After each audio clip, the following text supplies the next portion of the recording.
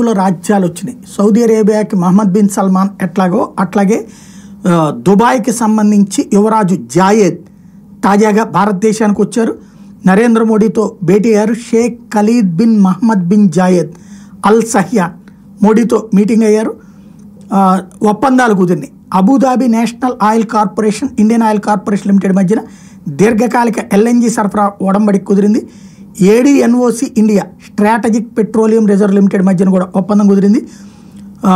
బరకా అణు విద్యుత్ కేంద్రం నిర్వహణ మీద Emirates Nuclear Energy Company ENEC, Nuclear Power Corporation of India Limited NPCIL మధ్యన ఓ ఒప్పందం కుదిరింది.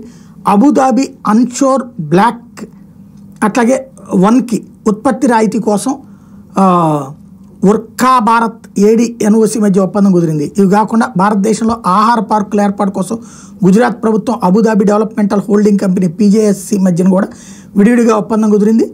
మొత్తం ఇవన్నిటి కూడా తాజాగా ప్రకటించారన్నమాట.